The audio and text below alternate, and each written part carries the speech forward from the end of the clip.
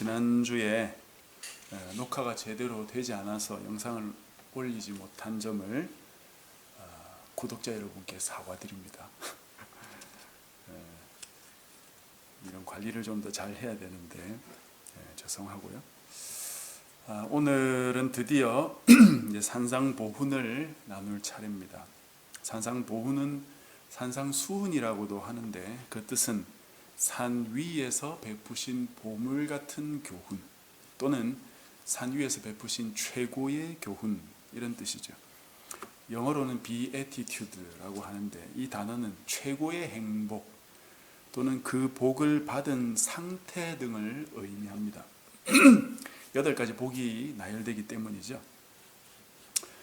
저번에 성경 공부를 할 때 마태복음 특징을 간단하게 말씀드린 적이 있는데 오늘 본문과 연관되는 특징을 다시 한번 정리를 해봅시다. 마태복음은 세리 마태가 자기 민족인 유대인들을 향해 쓴 복음서입니다. 가버나움의 세관에서 있다가 예수님의 부르심을 받고 예수님의 제자가 되었고 그 기쁨으로 예수님을 자신의 집에 초대해서 잔치를 베풀었었죠. 이 마태가 복음서를 유대인을 생각하며 썼다는 것은 여러 가지로 살펴볼 수 있는데요. 그중 하나가 첫 장부터 아브라함과 다윗의 족보를 등장시킨다는 것입니다. 그리고 이것은 마지막 28장에 가보면 예수님의 부활 이후에 하늘과 땅의 모든 권세를 가지신 왕으로서의 예수님의 모습으로 마무리되죠. 왕의 족보를 마태가 기록한 것입니다. 유대인들이 가장 존경하는 인물이 바로 이 아브라함과 다윗이죠. 이들의 자손으로 그리스도가 오셨다는 사실을 제시하는 것은 유대인이 아닌 다른 사람들에게는 별 의미가 없는 정보이겠지만 유대인이라면 눈이 번쩍 뜨일 그런 내용이겠죠. 또 하나의 특징은 모세를 상기시키는 다양한 모습을 예수님께 투영시키는데 모세는 역시나 유대인들의 최고의 지도자이자 선지자였습니다. 그들이 기다리는 메시아의 모습을 이스라엘 백성들은 모세와 같은 지도자를 기다리고 있었거든요. 모세 하면 모세오경을 떠올릴 수 있죠. 모세가 기록한 5권의 책, 창세기부터 신명기까지가 바로 그 모세오경이고 이것이 성경의 핵심이라고 제가 말씀드렸습니다. 모세가 5권의 책을 이 백성들에게 준 것처럼 예수님께서 5번의 말씀을 주신 것으로 이 마태복음에는 기록되어 있습니다.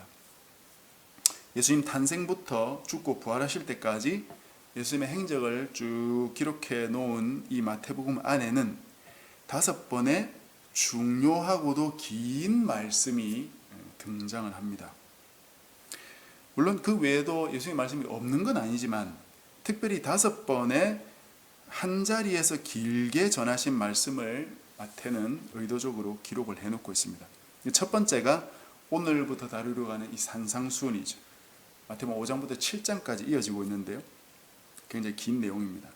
두 번째는 10장에 나오는데 12사도를 뽑은 이후에 그들의 사명과 관련된 이야기를 또 예수님께서 길게 말씀하십니다. 그리고 그 뒤에 13장에 가면은 유명한 천국 비유가 또 8가지로 나오고 있고요. 18장에 가면 네 번째로 교회 공동체에 대한 또 긴 말씀을 하십니다. 마지막으로는 24, 25장에 가면 마지막 때에 관한 말씀을 또 주시죠. 이렇게 5번에 걸쳐서 긴 말씀을 기록한 것은 마태의 의도입니다. 그것이 모세와 연결되어 있다는 것은 어렵지 않게 추측할 수 있습니다. 오늘 본문 안에서도 이런 마태의 의도와 또 이어지는 예수님의 모습을 볼 수 있는데요. 어디겠습니까? 산상수훈을 산에서 말씀했다라고 되어 있죠. 모세가 하나님의 말씀을 어디에서 받았습니까? 바로 시내산에서 받았어요. 이런 부분을 생각해 보면 마태의 의도뿐 아니라 예수님 역시 자신을 제2의 모세로 나타내시면서 자기 백성들을 출애굽시키실 의도를 나타내는 것입니다. 이 산상수훈은 이름대로 정말 놀랍고 아름다운 말씀이기 때문에 몇 번의 시간을 가지고 함께 살펴보도록 하겠습니다. 오늘 본문을 한번 보십시오. 예수님께서 무리를 보시고 산에 올라가 앉으시니 제자들이 나왔다, 그렇게 되어 있죠. 여기서 무리는 그야말로 예수님을 따라다니는 불특정 다수를 말합니다. 예수님의 여러 가지 기적과 표적 등을 보면서 예수님께 매료되었던 자들이죠. 제자들도 나옵니다. 앞에 무리와 대조되게 12제자를 일컫는 것으로 보입니다. 지난주에 우리가 살펴보았듯이 예수님께서 무리들을 피하시고 12제자들은 부르시고 가까이 하셨다 하는 부분을 우리가 살펴봤는데, 오늘은 이 무리들이 가까이 오는 것을 예수님이 허락하셨어요. 산에 올라가 앉으셨다 하는 건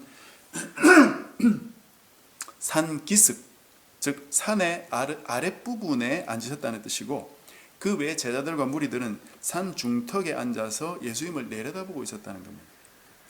산의 반대편에는, 즉 예수님의 뒤편에는 갈릴리 호수가 있기 때문에 낮이면 해풍이 불어오죠.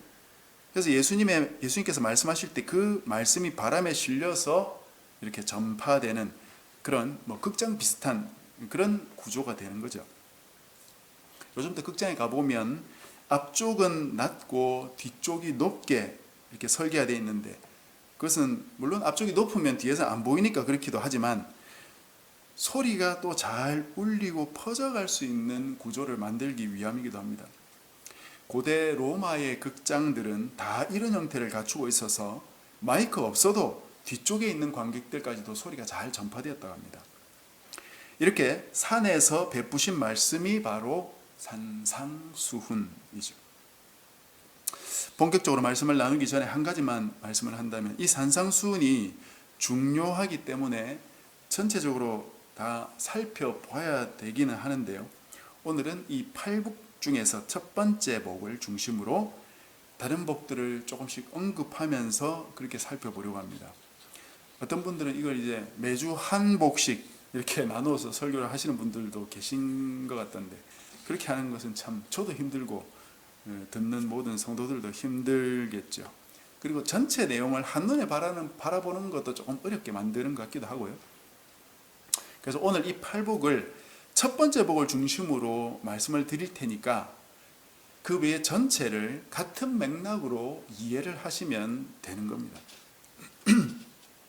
이제 내용을 좀 봅시다. 3절입니다. 심령이 가난한 자는 복이 있나니 천국이 그들의 것이며. 이 첫 번째 말씀이 가장 중요합니다. 그 외에 다른 말씀들을 이해하는 데는 사실 그렇게 어렵지 않은데요. 이 첫 번째 말씀은 자칫하면 오해하기도 쉽고 그냥 지나쳐버리기도 쉽습니다. 저는 어릴 때부터 이 말씀을 노래로도 많이 들어왔기 때문에 사실 달달 외우고 있지만 이 말씀의 뜻이 무엇인지에 대해서는 몰랐던 것 같습니다. 꽤 오랜 시간이 지나고 나서 비로소 이 말이 어떤 뜻이구나 하는 것을 깊이 생각해 보게 되었습니다. 이 3절의 후반절에 보면 천국이 그들의 것이며 라고 되어 있고, 이 말이 10절에도 가면 그대로 반복되어 나옵니다. 다른 복들도 마찬가지겠지만 8복의 처음과 끝에 이 천국이 그들의 것이며 라는 이 내용이 주어지고 있다는 것은 이 말을 듣고 있는 대상을 예수님이 누구로 상정하고 있는지 알 수 있게 하죠. 즉 천국을 소유한 자들, 하나님의 백성들에게 예수님은 지금 이 말씀을 하고 계신다 하는 걸 알고 있어야 됩니다. 이렇게 말씀드리는 이유는 이 산상수훈을 읽으면서 구원받는 방법을 찾지 마시라는 거예요. 산상수훈에는 구원받은 백성들이 어떤 사람이고 이들이 이 땅을 어떻게 살아가야 하는지를 교훈하고 있는 내용이지, 하나님의 백성이 되는 방법을 가르치고 있는 것과는 조금 거리가 있습니다. 물론 이 말씀은 산상수훈의 목표를 말하는 것이지 우리의 구원과 관련이 전혀 없다, 그런 뜻은 아닙니다. 예수님은 구원과 관련된 말씀을 계속 하십니다. 그렇지만 그 말씀들을 구원받는 방법으로 접근할 필요가 없고, 구원받은 백성들이 삶을 어떻게 살아야 한다라고 말씀하는 측면으로 봐야 된다는 것이에요. 심령이 가난한 자는 천국을 소유한다고 하니까 천국을 얻기 위해서는 심령이 가난해져야 되나 보다 라고 접근하지 마시고, 하나님의 백성들은 심령이 가난한 자들이고 그들은 천국을 소유한 자들이 된다, 이렇게 보아야 된다는 것입니다. 하나님의 백성이 아닌 자들은 심령이 가난한데도 별 관심이 없고 스스로 심령을 가난하게도 만들 수 없기 때문이에요. 여기서 심령이 무엇을 가리키겠습니까? 어떤 분들은 마음을 가리킨다라고 말씀하시는 분도 있고, 다른 분들은 영혼을 가리킨다고 말하기도 하고요. 또 다른 분들은 누가복음 보면은 이게 앞에 심령이 가난한, 이 심령이라는 단어가 없어요. 그냥 가난한 자들은 복이 있나니 이렇게 나오기 때문에 경제적인 가난을 가리키는 것이다, 그렇게 주장을 해오기도 했습니다. 어떤 말이 맞는 것 같습니까? 이 세 가지 중 어느 하나도 아니다라고 말하기 어려울 정도로 나름대로 근거를 다 가지고 있어요. 저는 사실상 이 세 가지 모두가 옳다고 생각하고요, 이 말씀 안에는 세 가지 의미가 다 담겨 있다고 생각합니다. 먼저 본문에 이 심령이라는 단어는 철학적인 용어니까 조금 어렵게 다가올 수도 있는데, 사람의 중심을 가리키는 말입니다. 쉽게 말하면 영혼이라고 할 수 있겠죠. 마음 심자가 들어가 있으니까 마음이라고 볼 수도 있겠지만 영혼이 조금 더 정확한 번역입니다. 성경의 이 용어는 영이라고 종종 번역이 됩니다. 하나님의 영을 가리킬 때도 있지만 사람의 영을 가리킬 때도 이 용어가 사용됩니다. 인간에게 있어서 영은 인간의 육체를 제외한 부분을 가리킨다고 볼 수 있죠. 이 영은 우리의 목숨이 끝난 이후에도 영원히 존재할 부분이라고 생각할 수 있습니다. 그러니 사실상 한 존재의 본체를 말한다고 할 수 있습니다. 그렇다면 그 영이 가난하다는 건 뭘 의미합니까? 적어도 물질적인 부분을 두고 말하는 것은 아닌 것처럼 보입니다. 영혼이 가난하다 하는 것이죠. 2절에 이 사람들은 애통하는 사람들이라고 했는데 영혼이 가난하니까 애통하는 것이겠죠. 힘든 것이 없는데 누가 애통하겠습니까? 그렇다면 영혼이 가난하다 하는 것은 무슨 의미이며 왜 가난해야 천국을 얻게 되는 것입니까? 현재 우리가 묵상하고 있는 이사야서로 한번 가보겠습니다. 이사야서 66장 2절인데요. 구약성의 1047쪽입니다.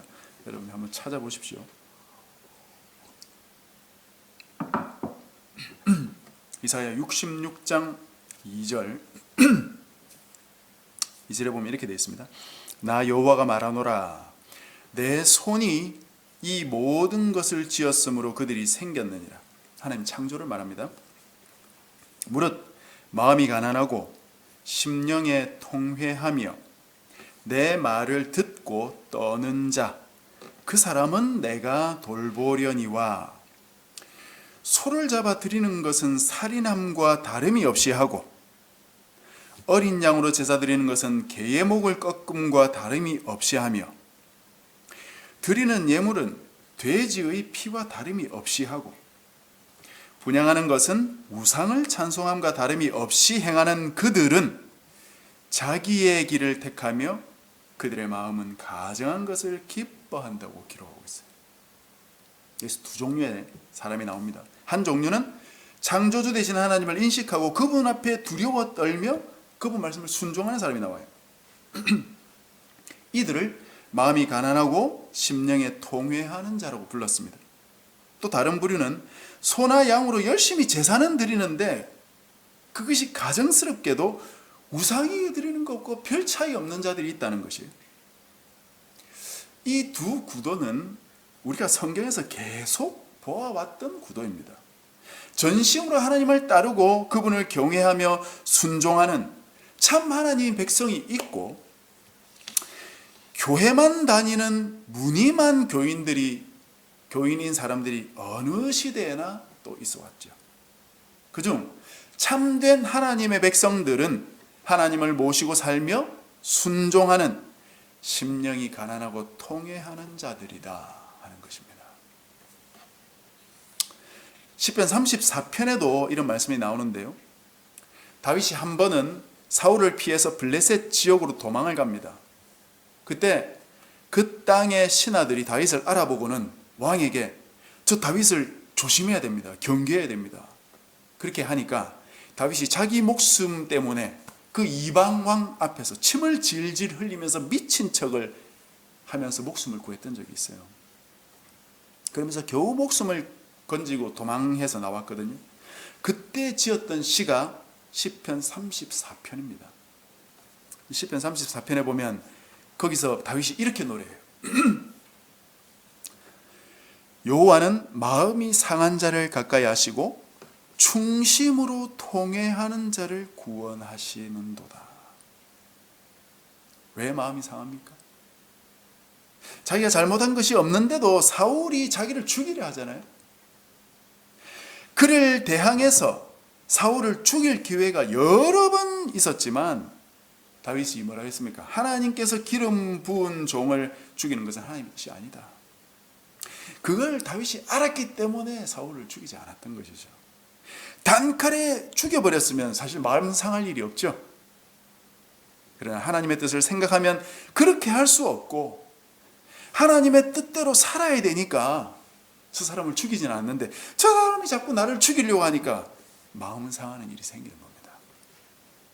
그 마음 상하는 일을 내 마음대로 처리할 수 없으니까 하나님 앞에서 애통할 수밖에 없는 거죠. 하나님, 이 상황을 좀 어떻게 해결해 주십시오. 괴로워 힘듭니다. 죽겠습니다. 하나님의 백성은 자기가 원하는 대로 선택해서 사는 사람들이 아닙니다. 하나님께서 가르치신 대로 하나님의 뜻대로 살아야 되니까 그렇게 살다 보니까 원통한 일을 만나고 때로는 말도 안 되는 혐의를 받기도 하고 경쟁하지 말고 져주면서 포기하면서 양보하고 살아야 된다고 하시니까 마음이 상하고 가난한 그런 일들을 만나게 되는 것입니다.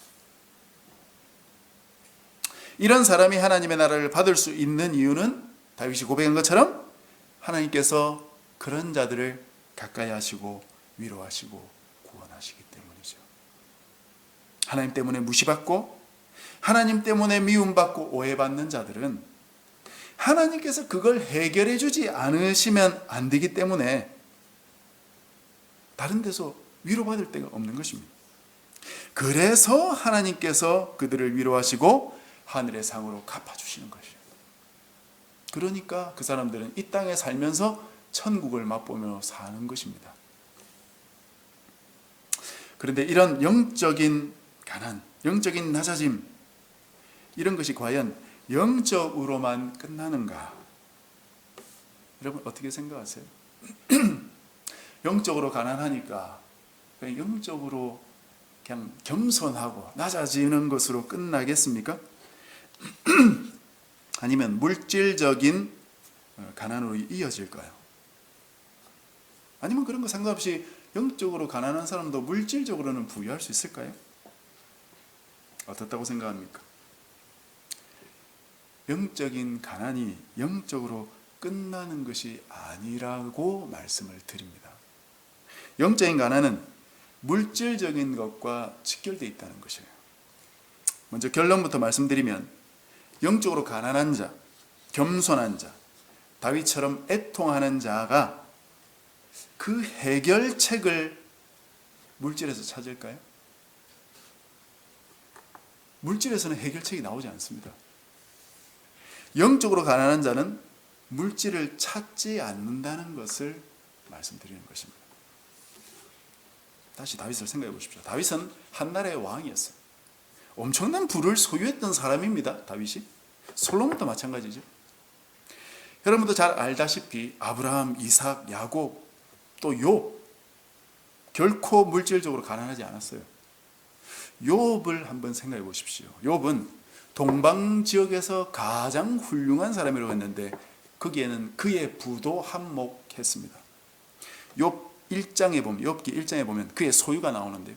양이 7,000마리, 낙타는 3,000마리, 소가 500결이라고 했으니까 1,000마리, 암나귀는 500마리, 종도 많았다고 되어 있어요. 이 많은 소유를 욥이 어떻게 가지게 되었는지는 눈치채기가 쉽지 않습니다. 욥이 이 모든 소유를 어떻게 가졌을까요? 양을 많이 모으기 위해서 야곱처럼 잔머리를 썼을까요? 그렇지 않습니다. 욥기 1장에 보면 욥을 이렇게 소개해요. 우스 땅에 욥이라 불리는 사람이 있었는데 그 사람은 온전하고 정직하여 하나님을 경외하며 악에서 떠난 자더라. 욥은 하나님의 온전한 백성이었어요. 경외한다는 건 두려워 떤다는 것이에요. 다윗과 동일하죠. 이런 의인 욥이 하나님의 허락으로 사탄의 시험을 받고 하루아침에 자녀와 재산들을 다 잃어버렸습니다. 욥기 1장 1절 13절부터 끝까지 보면 정말 이 욥이 당한 그 아픔이 도대체 얼마나 큰 환난이었는지 잘 볼 수 있는데 한 종이 달려와서 이렇게 말합니다. 소는 밭을 갈고 나귀는 풀을 뜯고 있는데 스바 사람들이 갑자기 달려오더니, 이 스바는 에티오피아 사람들이에요. 당시에 가축들을 빼앗고 종들을 죽였답니다. 그렇게 그 말을 듣고 있는데 양을 지키던 종 하나가 또 달려오더니 갑자기 하늘에서 불이 떨어져서 양과 지키는 종들을 다 불살라버렸다는 거예요. 그런 말을 듣고 있는데 또 낙타를 지키던 종 하나가 달려와가지고 갈대아 사람들, 옛날 바벨론 사람들이 그들이 들이닥쳐서 낙타를 빼앗고 종들을 다 죽여버렸다는 거예요. 마지막으로 또 한 종이 달려오더니 욥의 자녀들이 마다들의 집에서 잔치하고 있는데 갑자기 광풍이 불어가지고 집이 무너져 자녀들이 다 죽었다는 것입니다. 설상가상도 이런 설상가상이 있겠어요? 한순간에 말 그대로 모든 걸 다 잃어버렸어요. 그 다음에는 욥의 온몸에 종기가 나가지고 욥이 자기 몸을 긁지 않고는 견딜 수가 없었어요. 자기 몸을 긁고 있었어요. 보통 사람이라는 이런 상황을 어떻게 대처할까요? 진짜 보통 사람이 당할 수 없는 상황이죠. 이 중에 뭐 한 10분의 1만 보통 사람이 겪는다면 몸져 눕든지 아니면 나는 더 이상 못 살겠다 자기를 하든지. 여러분 욥이 어떻게 살 수 있겠어요? 욥의 아내가 이렇게 말했어요. 하나님을 욕하고 죽어라. 이게 보통 사람들의 상식적인 반응입니다. 아마 자기의 잘못이 하나도 없더라도 이런 비참한 상황을 당하면 누구라도 죽고 싶을 겁니다. 그때 욥이 뭐라고 했습니까? 주신 이도 여호와시오, 거두신 이도 여호와시오니 여호와의 이름이 찬송을 받으실지로다. 욥이 자신의 재산이 어디에서부터 나왔다고요? 하나님이 주신 것이었다. 욥은 그 사실을 정확히 알고 있었어요.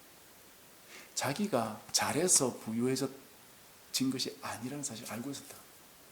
부가 하나님께서 주셔서 내가 가지고 있었다는 걸 알고 있었어요.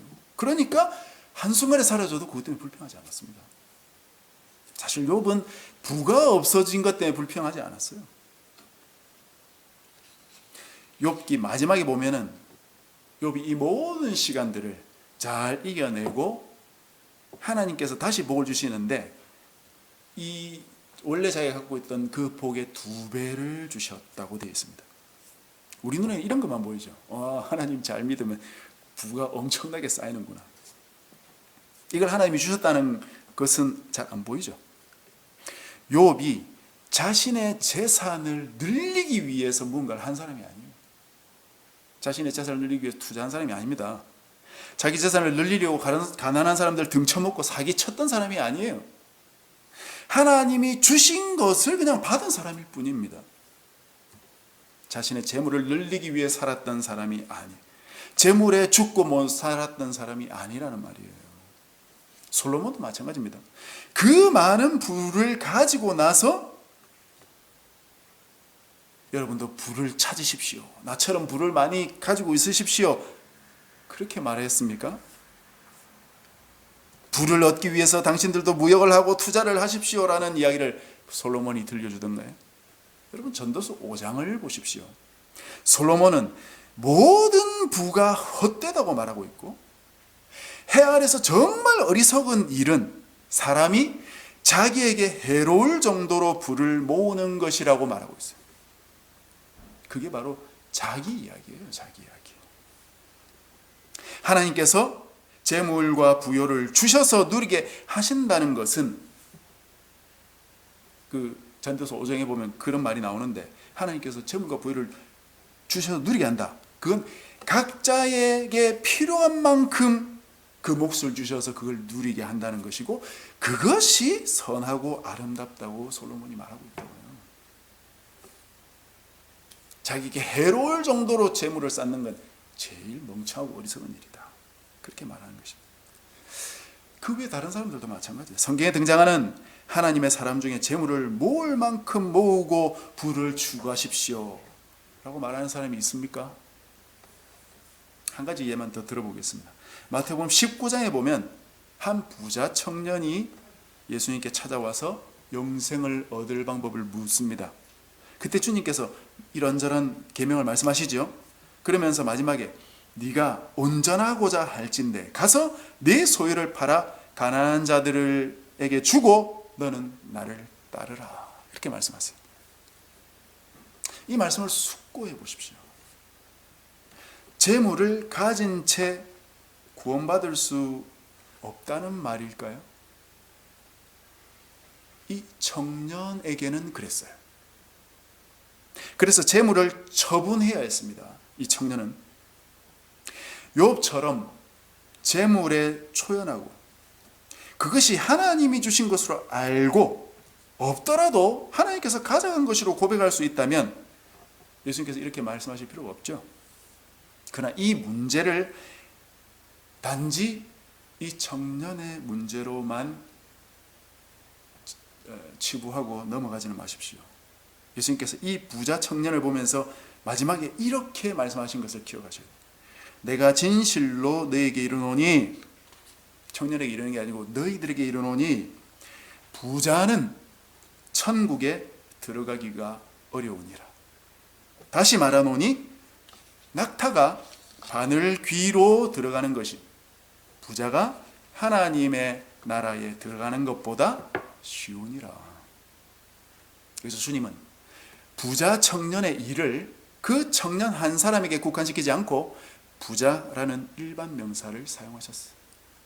낙타가 바늘귀로 들어가는 것이 부자가 천국에 들어가는 것보다 쉽다는 말씀은 무슨 뜻입니까? 부자가 천국에 들어갈 수 있다는 말입니까? 못 들어간다는 말입니까? 나귀가 바늘귀에 들어갈 수 있습니까? 자유주의 학자들 중에는 이 바늘귀를 예루살렘에 있는 한 조그만 성문으로 보는 사람이 있대요. 그래서 막 낙타를 밀어넣으면 겨우겨우 이제 들어간답니다.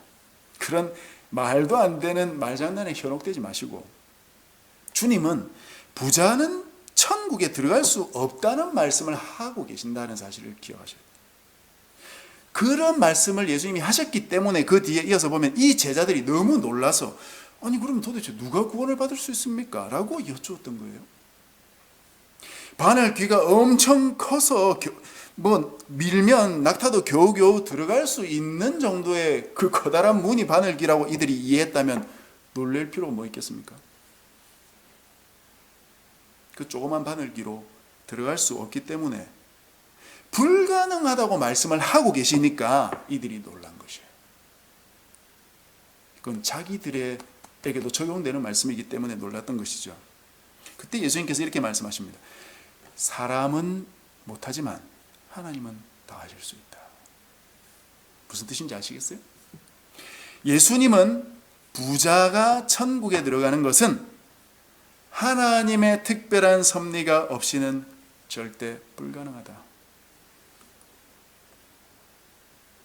이 부자 청년도 예수님 말씀대로 자기 재산을 가난한 자들에게 나눠주고 예수님을 따랐으면 구원받을 수 있었던 것이죠. 근데 그건 하나님께서 특별히 간섭하셔야 되는 거예요, 사실은. 그러니 하나님은 하실 수 있는 것이죠. 물론 이것이 부자만이겠습니까? 모든 사람이 사실은 다 그래요. 그러나 적어도 자신의 재산을 팔아서 가난한 자들을 돕고 주님을 따를 정도의 마음이 없다면 그런 사람은 결코 구원받을 수 없습니다. 내가 살 집 정도 가지고 있고 내가 먹고 살 만큼 벌이가 되는 자들을 가리켜서 하는 말씀은 아닙니다. 내가 먹고 살 정도가 있음에도 불구하고 계속 물질을 쌓아가는 자들을 가리키고 있는 것이죠. 내 창고에 먹을 것이 쌓여 있는데도 계속 창고에 더 들여놓으려고 하고, 그러려니 창고가 더 필요하니까 창고를 또 짓고, 창고가 많아지니까 또 관리인도 필요하고 관리인 세우고 일거리는 더 많아지고, 그렇게 바쁘게 산다면 그 사람은 어디서 안식을 얻으며 어디서 평안을 얻으며 어디서 하나님에 대한 믿음을 가질 수 있는 기회를 얻을 수 있겠어요? 그 사람에게 하나님이 필요합니까? 내일, 모레, 다음 달, 내년, 아니 내가 죽을 때까지 먹고 남을 재물이 있는 사람은 하나님을 의지할 수 없습니다. 이런 사람이 무엇 때문에 애통하며 무엇 때문에 의로운 삶을 살 것이며 무엇 때문에 의해 주려고 목마르겠습니까? 오히려 의인들을 멸시하고 박해할 것이에요. 이런 사람들은 바르게 살고 세금 꼬박꼬박 내고 사기치지 않고 올바른 방법으로 살아가는 사람들이 싫을 겁니다. 남보다 내가 더 열심히 일해야 되고 안 보이는 데서 긁어 모을 방법을 생각해야 되는데 마음이 청결할 수 있습니까? 경쟁에서 남을 누르고 이기면서 살아야 되는데 마음이 온유할 수 있어요? 자신을 돌아보십시오. 그래서 하나님 앞에서 영적으로 가난한 자들은 늘 하나님을 찾고 하나님의 도우심을 기다리기 때문에 상처도 입고 위로가 필요하고 목이 마르고 긍휼이 필요한 것이, 하나님 뜻대로 사니까 박해를 받는 것이고, 그러니까 하나님께서 보상해 주시는 것입니다. 그러니 이런 사람들은 부를 추구하지 않습니다. 부를 추구할 필요가 없다고요. 부할 수도 있고 가난할 수도 있겠지만 적어도 부가 그의 인생의 목적은 아니고 부를 위해서 살지도 않습니다. 그러니 재물 때문에 다른 사람들을 괴롭히거나 잔머리 굴릴 일도 없겠죠. 이것이 바로 심령이 가난한 하나님의 백성입니다. 말씀을 정리하겠습니다. 첫 번째, 이 복을 중심으로 팔복을 조금씩 생각을 해보았는데요. 전부 자세히 말씀드리지는 않았지만 이 맥락으로 다른 복들도 보시면 쉽게 이해할 수 있으실 거예요. 사실 이 팔복뿐 아니라 7장까지 이어지는 산상수훈 전체가 바로 이 주제입니다. 다시 한번 이 주제를 요약드리면, 너희는 하나님의 자녀들이니까 이 하나님의 자녀라는 신분을 인식하고 하나님의 자녀답게 살면 된다는 것이에요. 이 세상의 부와 재물을 탐내지 말고 오직 하나님만 바라보고 살면 된다. 하나님께서 내 필요를 다 채워주실 거니까 의심하지 말고 하나님의 백성으로 기쁘게 떳떳하게 살아가면 된다는 것입니다. 부, 재물 그런 것만 생각하지 마시고 팔복에서 여러 가지 말하고 있듯이 우리가 슬플 때, 외로울 때, 괴로울 때, 모함당해서 마음이 힘들 때, 박해를 당할 때, 그때도 하나님의 자녀로 산다면 언제든지 하나님께서 우리의 아버지가 되시고 우리를 위로하시고 천국의 기쁨을 선사해 주실 줄 믿으십시오. 그것이 바로 하나님의 자녀들의 특권이에요. 이 특권을 믿으며 또 누리며 살아가는 저와 여러분 되시기를 주님의 이름으로 축복합니다.